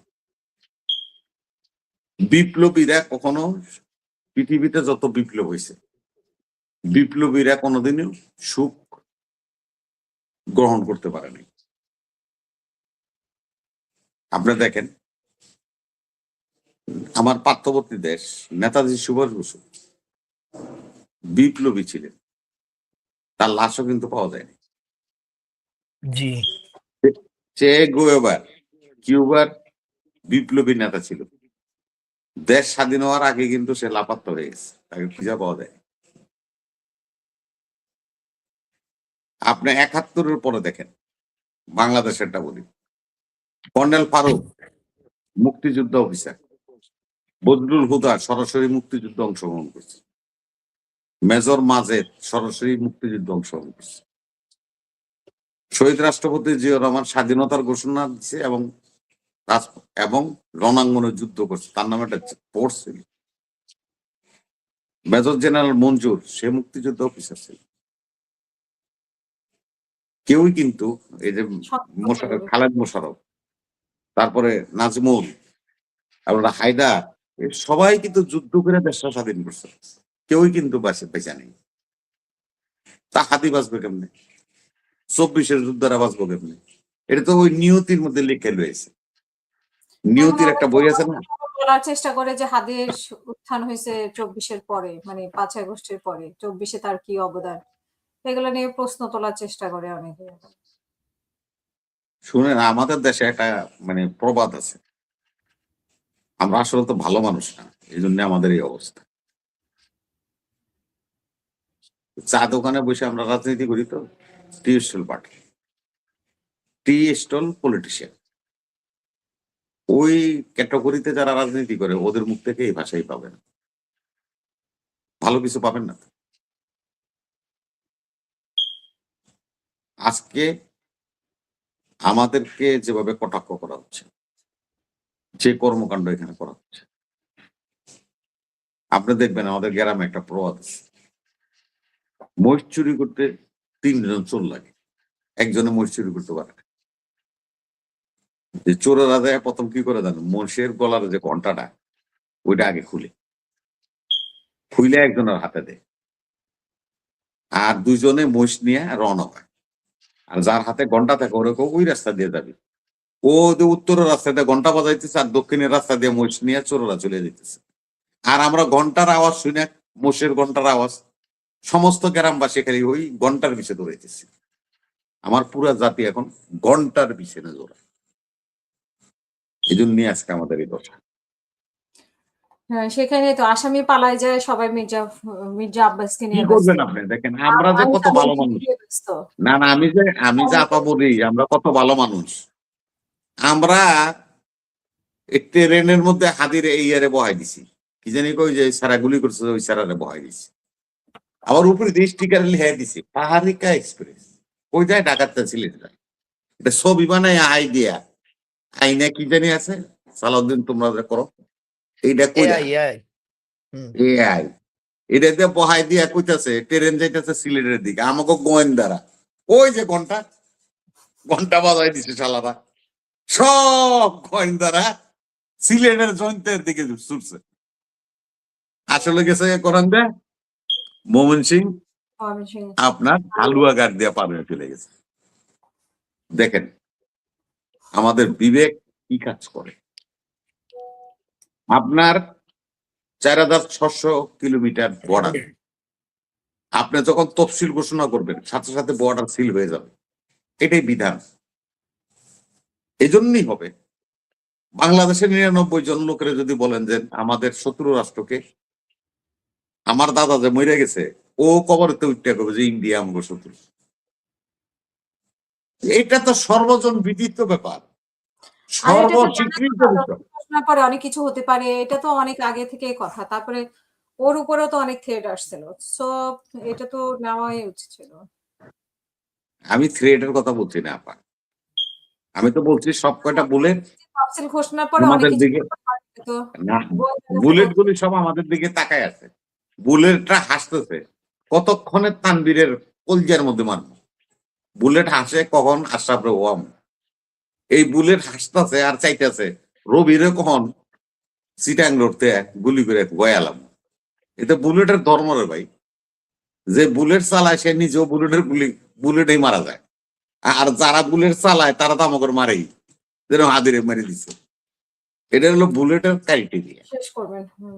আমি কিন্তু না শেষ করবো না, আমি কিন্তু ওই জায়গায় না, আপনার কথা বললে তো ঝামেলা করে দিলি। আমি তো ওই জায়গায় কথা বলছিলাম, মূল কথাটা হলো যে আমার শত্রুকে আমি জানি, আমার শত্রুকে বারবার কইতে যাবো কেন, বলতে যাবো কেন অমুক আমার শত্রু অমুক আমার শত্রু, এটা এথিক্সে পড়ে না, এটা নর্মে পড়ে না, এটা কোনো ভাষায় পড়ে না। আমি আমার শত্রুকে আইডেন্টিফাইড করতে হলে কি করতে, চুপ করে থাকতে, শত্রুরে চারদিক দিয়ে ঘের দিব জাল দিয়ে, দৈরা তারা দৈরা মাজা ভেঙে দেব, আমার কাজ হলো এইটা। আমি সব দুয়ার খুলে রাখতাম, ওই যে একটা গান আছে না, সব দুয়ার খোলা, সামিন ইয়াসমিনের একটা গান আছে না, তো এখন আমরা সব দুয়ার খুলে রাখছি। এখন ইচ্ছা মতো 80 জন ঢুকে, 90 জন ঢুকে, 22 জন যায়, 2 জন যায়, যাইতেছেও আইতেছে। যেখান দিয়া এই সন্ত্রাসীরা পার হয়ে গেছে, হালুয়াঘাটে একটা জায়গা আছে, ওটা বললো যে কালবার রোড বলে, কালবার্ট রোড বলে। ভারতের থেকে যে পানি নামে গুয়াহাটি থেকে, এই ঝর্ণার পানি এই কালবার্টের ভিতর দিয়ে আসে। এই কালবার্টের অর্ধেক হলো বাংলাদেশে আর অর্ধেক হলো ভারতে, এর উপর দিয়ে কিন্তু রাস্তা আছে। আমাদের দেশের সন্ত্রাসীরা এই অপকর্ম করে কালবার্টের ভিতর দিয়ে যায় গুয়াহাটি চলে যায়। এটা কিন্তু আমাদের আইন শৃঙ্খলা বাহিনী জানে। এই ধরনের ঘটনা ঘটছে 75-এর শেখ মুজিব মরার পরে এই কাদের সিদ্দিকি, বাঘা সিদ্দিকি কয়, আরে বাঘা না, ও হলো মানুষ সিদ্দিকি। এই শালায়ও কিন্তু এই কালবার্টের তল দিয়ে ইন্ডিয়া গেছিল, আবার কয় আমি বাঘা সিদ্দিকি, পাল পাবে। এই কালবার্টের তল দিয়ে শালায় পলাইছিল, ইন্ডিয়া গেছিল। এখন আমাদের মূল জিনিসটা হলো যে আমরা একে অপরের বিরুদ্ধে কুষরচনা করতেছি, শুধু শুধু বিভাজন সৃষ্টি করতেছি। রাজনীতি একটা ভালো জিনিস, তানভীর একটা মার্কা আছে শাপলাগুলি, আমার মার্কা হলো ধানের শীষ। আমি ধানের শীষের পক্ষে ভোটছাম, তানভীরের অধিকার আছে সে শাপলাগুলির পক্ষে ভোটছে। এটা তো ইথিক্সই পড়ে। এখন আপনার যদি এই যে যেগুলি বানায়া বানায়া, এখন তো ওই যে কইলেই তানভীরের মেজাজটা খারাপ হবে। এই যে বট বাহিনী বানাইছো, এই যে বট বাহিনী তোমাদেরও ধরছে, এই বাহিনী তোমাদেরকেও ধরছে, আমাদেরকে তো খাইছে, ওই তোমাদেরও ধরছে। এরা বসে বসে এই অপকর্ম করতেছে, জাতিকে বিভাজন করছে, নির্বাচন যেন না হতে পারে, রাষ্ট্র যেন করদরা দিতে পারে। ওই যে কথা তুমি বলতো লেন্দু দর্জি, সিকিমের লেন্দু দর্জি, ওরে বিয়া করাই দিয়েছিল কোন জায়গায় জানো? এবার বিয়া করাই দিয়েছিল এক ইহুদির মেয়ে। শেষ করতে হবে। হ্যাঁ ভাই। লেন্দু দর্জির যে স্ত্রী সে হলো ইহুদি লেডি, ওই লেডিকে বিয়া করাই দিয়েছিল ভারত, দিয়া ওই লেডির মাধ্যমে লেন্দু দর্জিকে তারা ওয়াশ করে সিকিম জি, দখল করে নিয়ে। অনেক ধন্যবাদ। হ্যাঁ, সেই জন্যই বলছি আপা, আপনাকে সবার কাছে বিনয়ের সহিত আমার প্রার্থনা, যে যেই দল করেন আমার কিছু আসা চায় না। ইরানের সাহা বিপ্লব হওয়ার পরে কিন্তু ইরানে ফেরত আসে নাই। আফগানিস্তানের গানি শেষ করবেন কাতারে please। কাতারে নির্বাসনে আছে, তার দেশে ফিরে আসতে পারে নাই। হুম, শেখ হাসিনাও পালায়ে গেছে, এই বাংলাদেশে আসতে পারবে না। কারণ ইতিহাস বলে বিপ্লবীদের রক্ত যতদিন জাগ্রত থাকবে ততদিন পলাতক স্বৈরাচাররা উৎখাত হয়ে যারা গেছে তারা আর ফেরত মাতৃভূমিতে আসতে পারবে না, এবং কি ডেড বডিও আসবে না। যতই ফালাফালি করেন, গোলাগুলি করেন, যত রকম রাজনীতি করেন, এইবার রাজনীতি শিক্ষা দিয়ে দেব। আমরা নির্দেশ দিয়ে দিচ্ছি, আমরা নির্দেশ দিয়ে দিচ্ছি, আমার দেশে কেডা কেডা হে পার্টি করে কাস্তি মার্কা, ওই কাস্তি মার্কা পার্টির লোকজন নামের তালিকা করতেছি। হাসিনা আবার শুনেন, শেষ করবেন না। আমরা মনে করেন যে আমাকে নামে যে গাইবি মামলা হয়েছে ভাই 262 জন, 300 জন, 370 জন, 400 জন, 470 জন, নেমলি বাপ দাদার ঠিকানা সহ মামলা। আরে ঘটনা করছে 1 ঘন্টার মতো মামলা হয়ে গেছে 400 জনের নামে, 300 জনের নামে, এবং নেমলি অজ্ঞাত মজ্ঞাত না। এই নাম কারা জমা দিচ্ছে থানায়? ওই আওয়ামী সন্ত্রাসীরা। এখন আমরা থানায় নাম লিস্ট করবো আর জমা দেব। তোরা যা করে গেছিস তোর কাছ থেকে শিখছি, ওই শিক্ষা আমরা এখন গ্রহণ করছি। তানভীরকেও আমি কব না, তানভীরদেরকেও বলবো তাদের পার্টি, ওই হাসনাত আমার বাতিজা, সার্জিজ আমার বাতিজা, তোমার আমার নারায়ণগঞ্জের যে আহ্বায়ক সে হলো আমার বোর ছোট ভাই আব্দুল্লাহ আলমী। আমি তোমাদেরকে অনুরোধ করব, তোমরা লিস্ট করে থানায় দাও, এসপি রে দাও, দিয়া ওদের শুদ্ধ অভিযান করো, নাইলে ভাই বুলেটের থেকে বাঁচতে পারবো না। ওই জামাত কইয়া বিএনপি কইয়া কাইজা লাগাই দিতে পারবো, কিন্তু বুলেট তোমাকে ছাড়বে না, আমাকে ছাড়বে না। ধন্যবাদ। জি, গাজী সালাউদ্দিন, আপনারা যে বাঁচবেন বা আপনারা এখন তো দেখা গেছে যে আওয়ামী লীগের নিচে যারা ছিল বা আওয়ামী লীগের ছদ্মবেশে আওয়ামী লীগ যারা ছিল, ছাত্রলীগ যারা ছিল, এখন তো সেই ছাত্রলীগ আবার ছদ্মবেশে জামাত হয়ে গেল, এনসিপি হয়ে গেল। এই যে হাদির সাথে যে ছিল ইনকিলাব মঞ্চে সে, তো এগুলা থেকে আপনারা কিভাবে মুক্তি পাবেন? আপনারা কিভাবে চিহ্নিত করবেন যে কে ছাত্রলীগের, যুবলীগের না? আপনারা তো 1 বছর 1.5 বছর ধরে আপনারা এদের সাথে মিশে আসছেন। ইভেন গতকালকে যে এই যে ইয়েতে ছিল, শহীদ মিনারে এতজন ছিল, সেখানে অনেকে অনেক চিহ্নিত আওয়ামী লীগের লোকজনকে অনেকে চিনতে পেরেছে। তো এরা তো আপনাদের সাথে মিলেমিশে আছে ফয়সালের মতো। আসলে দেখেন, হচ্ছে আন্দোলনের সময় কিছু ওই সময় পদত্যাগ করে অনেকে ছাত্রলীগের, যুবলীগের অনেকে পদত্যাগ করে সরাসরি আন্দোলনে অংশগ্রহণ করছে। এরকমও অনেকে আছে। তারা হুম। আমাদের সাথে আছে, অনেকে আছে। তারা তো ওই সময় হাসিনাকে বৃদ্ধাঙ্গুলি দেখে হাসিনার শটগানের সামনে তারা তো আমাদের আরো আগে লিস্টেড। সুতরাং ধারণ করে না, ওই আদর্শকে বিক্রি করে অনেকে চলে। এটা স্বীকার করে নিতে হবে। না, এটা শুধু তো বিএনপি না, এই যে আওয়ামী লীগকে দলে টানার যেটা প্রচেষ্টা সেটা তো আমি আমরা সব আমি আমি দলের মধ্যে বলতেছি, এদের হ্যাঁ মধ্যে হ্যাঁ আমি বলতেছি, এ, এই মুহূর্তে মানে খারাপ লাগবে, জামাতের মধ্যে এটা বেশি। আমার এলাকাতে আমাকে গতকালকে এক জায়গাতে উঠান বৈঠক করতে গেছি, সেখানে আমাকে দেখাইছে জামাতের ওয়ার্ডের কয়েকজন কর্মী, সরি রোকন বা সুরা বলে, তাদের বাড়িতে অবস্থান করছে, এবং আমি প্রোগ্রাম করতে গেছি দেখে ওই দিন তারা সকালবেলা অন্য কোথাও গেছে। আজীব কথা।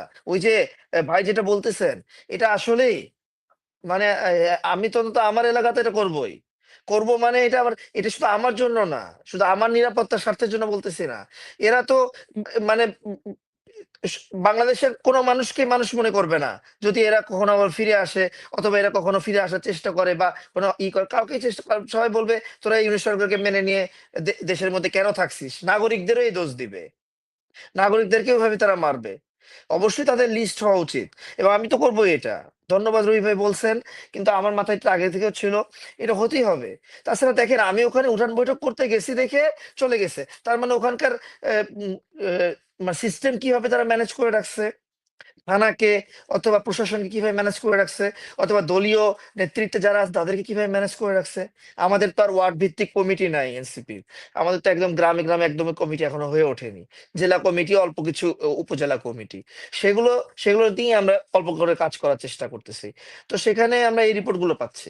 আবার দেখেন আহ, বাংলাদেশের গোয়েন্দা সংস্থাদের অবস্থা, এই যে হান্নানকে নিয়ে 4 দিন ধরে নাটক করলো, আমি কথাটা নাটক বলতেছি, ই- ই- মানে আমি চাই যে ওই হারুনের নাটক আর বর্তমানে শফিক সাহেবের ডিবি প্রধান চলাকালীন সময় হবে না। উনিও আমাদের বগুড়ারই মানুষ, বর্তমানে ডিবির যিনি প্রধান। আমি ওনাকে সম্বোধন করে বলতেছি, দেখেন আপনার সময় আর হচ্ছে ইয়ার মতো না হোক, কি বলে হারুনের ভাতের হোটেলের মতো না হোক, আপনার সময় আপনি দৃঢ় কোনো পদক্ষেপ নেন। আপনি কিভাবে এটা ভুল করলেন যে ওই ওই হোন্ডার নাম্বারটা ভুল হয়েছে, ওই হোন্ডার নাম্বারটা ছিল ঢাকা মেট্রো ল 54 63 75, কিন্তু হচ্ছে এই হান্নানকে ধরা হয়েছে, হান্নানের ফোন নাম্বার ইয়ার নাম্বার হোন্ডার নাম্বার হলো ঢাকা মেট্রো ল 54 63 76। 3টা দিন, 3টা দিন এরকম একটা মানে ভুল ব্যক্তির পিছনে সময় নষ্ট করলেন। হ্যাঁ, ভুল ব্যক্তির সাথেও ফয়সালের কোনো না কোনো সম্পর্ক ছিল, কোনো না কোনো ভাবে মানে একটা মিলে গেছে। স্বাভাবিক, এটা মিলতে পারে, অনেক কথাই অনেক সময় হতে পারে, মিলতে পারে। কিন্তু এই যে একটা সময় নষ্ট হলো এবং এটাকে সার্থকতা মনে করে বারবার ইয়ে করা হলো, এরকম কেন? আমাদের দুর্বলতা, মানে গোয়েন্দা সংস্থাগুলোতে এত দুর্বলতা যে কল্পনার বাইরে। যেমন হচ্ছে আমি আপনাকে একটু বলি, দেখেন যে এই যে আপনি বললেন যে আপনারা কিভাবে বাঁচবেন, আপনারা কিভাবে শনাক্ত করবেন। আচ্ছা বলেন তো, যে নাগরিকদের পয়সাতে, এটা আমাদের সেনাবাহিনী পুলিশ বাহিনী হয়তো খারাপ ভাবে নিতে পারে, কিন্তু আমি ওটা আপনাদেরকে খারাপ বলার জন্য বলছি না। পুলিশ, আর্মি, বিডিআর বা র্যাব, আপনারা তো আপনারা নিজেরাও আপনাদের বেতনের ট্যাক্স দেন, ঠিক আছে, কিন্তু আপনাদের মূল বেতনের সবচেয়ে বেশি অংশ তো সাধারণ জনগণের ট্যাক্স থেকে আসে। আপনাদের দায়িত্বের মধ্যে তো এটা পড়ে যে ব্রেন ওয়ার্ক করেন, ব্রেন স্টর্মিং করেন, যে দেশটাকে সুন্দর করে কিভাবে চালানো যায়। শুধুমাত্র বেতন পাইলে আপনি খুশি, বেতন পাচ্ছেন আর একজন এসপি সাহেব হয়ে গেছেন, সম্মান পাচ্ছেন, প্রোটোকল পাচ্ছেন, আপনি খুশি হয়ে গেলেন, আপনি ব্রেন স্টর্মিং করেন না। 11টার পরে একজন সচিবকে একজন এসপি কে পাওয়া যায় না, এটা কোনো কথা হলো? একটা জেলায় কালকে এরকম একটা সমস্যা হয়েছে, আমি স্পষ্ট করে বলি, আমি নাম বলছি না জেলার, একটা জেলায় একটা সমস্যা হয়েছে। সমস্যা কি হয়েছে?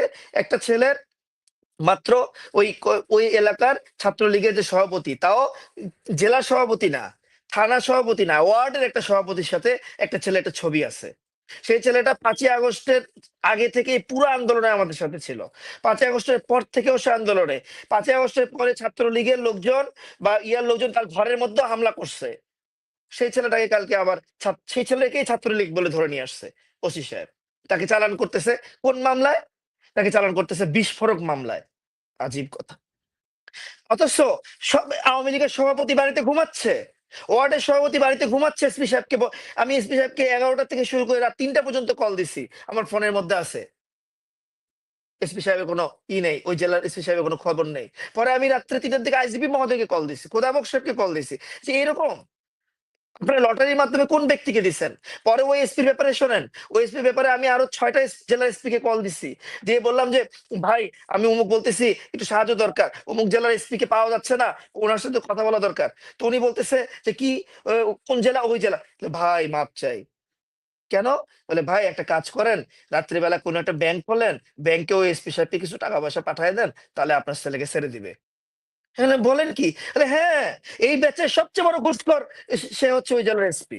মিনিমাম ১০ থেকে ১১ জন আছে ৬৪ জনের মধ্যে, যারা এখনো ঘুষ দিয়ে টাকা নিয়ে শেষ লোক করুন। ধরে লোক ছাড়ে। আমি শেষ করে দিচ্ছি। এখনো যদি আমাদের ব্যবস্থাপনার মধ্যে এরকম হয়, আমাদের হচ্ছে লোক চিন্তা, আমরা যদি প্রশাসনিক লোক চিনতে দায়িত্বপ্রাপ্ত তাদেরকে দায়িত্ব দেওয়া হচ্ছে, তাদেরকে দায়িত্ব দেওয়ার ক্ষেত্রে যদি আমরা ভুল করে বসি, তাহলে আমরা কিভাবে এখান থেকে হচ্ছে মুক্তি পাবো? কিভাবে এখান থেকে মুক্তি পাবো? তাহলে কেন বিপ্লবীরা টার্গেট হবে না? আর হচ্ছে দেখেন, আহ, উম, ইয়া ব্যারিস্টার সাহেব হচ্ছে আশরাফ ভাই একটা কথা বলছিলেন ওই সময়, যে তানভীর ভাইরা ওই কি বলে আহ, কি নাম ওইটার, পোর্ট নিয়ে কথাবার্তা ওরকম বেশি বলতেছে না। দেখেন আমি বলি, আমি পোর্ট নিয়ে না বলার কারণ স্পষ্ট সেদিনও করেছিলাম, আজকেও বলি। আমি ভাই গেছিলাম, আমি এই জিনিসটা, আমি আমি আশরাফ ভাইকে যদি আশরাফ ভাই বলেন, আমি যদিও নির্বাচনের কাজ নিয়ে উনিও ব্যস্ত আমিও ব্যস্ত, কোনো একদিনের জন্য চলেন, আমি গেছিলাম। আমি ওই কাগজ দেখার জন্য এখনো বলতেছি যে কাগজটা প্রকাশ করা হোক, কিন্তু শুধুমাত্র ২২ একর জায়গা দিয়ে সৌদি আরবকে যে পোর্টটা দেওয়া হয়েছে, ওই পোর্টের মধ্যে যদি আপনি খালি ঢোকেন, আর আমাদের এত বড় পোর্টের মধ্যে যদি আমাদেরকে ঢোকেন, অল্প একটু পোর্ট হচ্ছে দেওয়া হয়েছে সৌদি আরবে একটা কোম্পানিকে, আপনি বলবেন যে সৌদি আরবের ওই কোম্পানিটাকে পুরোটাই দিয়ে দেওয়া হোক। আমি এটা বলতেছি না যে আমাদেরকে অজ্ঞাত রেখে কোনো চুক্তি হোক, অবশ্যই ওটা দেখাতে হবে। কেন দেখবো না আমরা? কেন দেখবো না? দেখবো আমরা।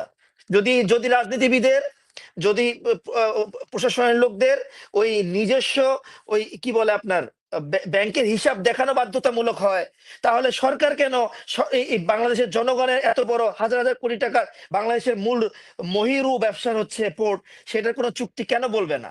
অবশ্যই বলতে হবে তাকে। কিন্তু বিদেশিদেরকে দেওয়ার জন্য হচ্ছে দেওয়া না দেওয়ার ক্ষেত্রে আমার রায় স্পষ্ট থাকবে যে অবশ্যই তাদেরকে দেওয়া উচিত। কারণ ওখানে ৫৮৮ জন চাকরি করে, তার মধ্যে মাত্র ২ জন বিদেশি, আর ৫৮৬ জন হচ্ছে বাংলাদেশি। আর এই ৫৮৬ জন কারা জানেন? যাদেরকে বাংলাদেশের প্রশাসন চেনেই না, জানেই না। ভাই একটা কথা বলছিলেন রবি ভাই, যে বাংলাদেশে ওই ইয়া করুক, কি বলে হচ্ছে, ও না, আশরাফ ভাই তো বললেন যে ভালো ভালো এক্সপার্টিস নিয়ে আসুক। বাংলাদেশে এক্সপার্টিস কই থাকে ভাই? বাংলাদেশ এক্সপার্টিস হারবার্ডে চলে যায়, লন্ডন চলে যায়। এই ব্রেনকে যারা চিনে, বাংলাদেশ নিয়ে যারা ব্রেন স্টর্মিং করে, এই ধরনের লোকদেরকে বিদেশি লোকেরা নিয়ে চলে যায়, তাদেরকে তো মূল্যায়নই করে না। কিন্তু এই বিদেশি কোম্পানিগুলো কি করে জানেন? বিদেশি কোম্পানিগুলো বাংলাদেশের ব্রেন গুলোকে মূল্যায়ন করে। আমি ওখানে যেয়ে দেখলাম অনেক বড় বড় ইঞ্জিনিয়াররা সেখানে চাকরি করতেছে। আমি বললাম আপনার বিসিএস দেননি? বলে ভাই বিসিএস দিয়ে কি করবো? ঘুষ খাবো?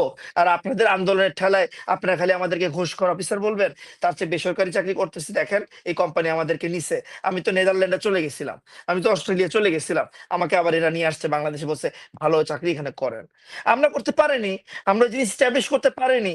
আমরা এখনো, গত ১ সপ্তাহ আগেও হচ্ছে এই বেনাপোল, আমি একদম নাম ব্যক্তির নাম বলতেছি না, এলাকা বলতেছি, বেনাপোল কর মানে কর অফিসে, মানে এনবিআর এ চাকরি করে, এরকম একজন কর কমিশনার প্রস্তাব পাঠাইছে, ১৫ কোটি টাকা দিবে, সে হচ্ছে চিটাং পোর্টের কর কমিশনার হতে চায়।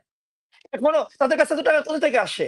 সরাসরি একজন সরকারি অফিসার কিভাবে নিজেই কোনো স্পন্সর ছাড়া, কোনো ব্যক্তি ছাড়া, আগে শুনতাম যে কোনো ব্যবসায়ীরা কোনো অফিসারকে বসাইতো টাকা দিয়ে নিজের স্বার্থ হাসিল করার জন্য, এখন সরাসরি অফিসার কিভাবে বলতে পারতেছে আমার কাছে টাকা আছে, আমাকে দেন?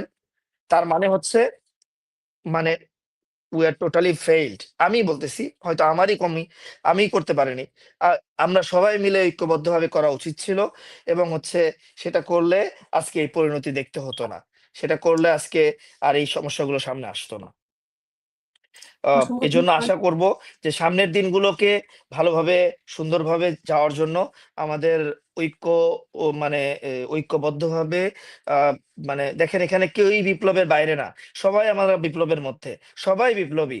এমনকি আম, খুবই ভালো লাগছে আমাকে আজকে সমাজ কল্যাণ মন্ত্রী একজন উপদেষ্টা কথা বলছে, শামীম মুর্শিদ আপা, যে উনি বলতেছিলেন যে ৭১-এরও মুক্তিযোদ্ধা, ২৪-এরও যারা গণঅভ্যুত্থান করছেন, বিপ্লব করছেন, এরাও মুক্তিযোদ্ধা। হ্যাঁ, তাই করা তাই বলতে হবে।